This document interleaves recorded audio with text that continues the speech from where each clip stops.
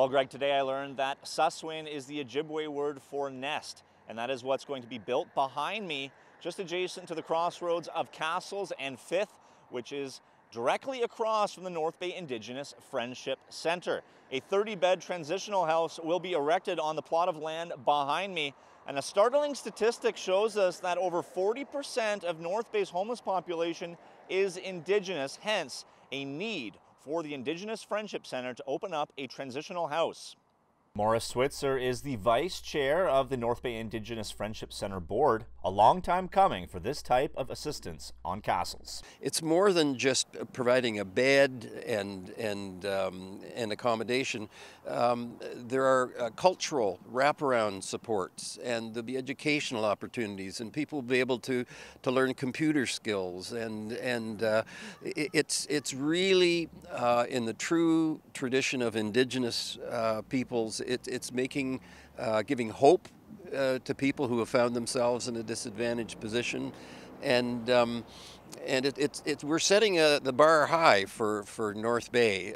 This is the most, as I say, the most significant homeless initiative in the city. This 3-story, 30-bed, 18,000 square foot building is valued at $7 million when all said and done. Along with provincial funding, the federal government stepped up through their Can Do program, an arm of the Indigenous Services of Canada. $2 million of the $7 million funded by them. The federal government has confidence that the North Bay Indigenous Friendship Centre can deliver a program combating homelessness primarily for Indigenous peoples better than anybody else in the city.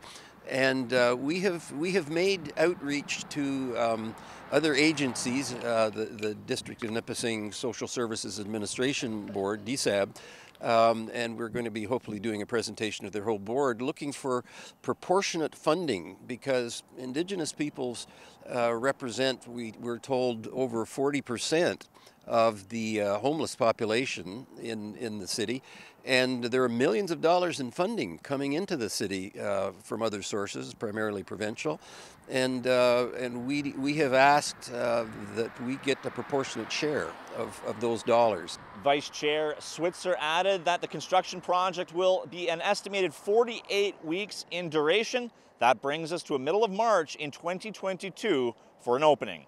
Reporting for Cogeco News on Castle Street, I'm Clarke Heipel. Back to Greg at the news desk.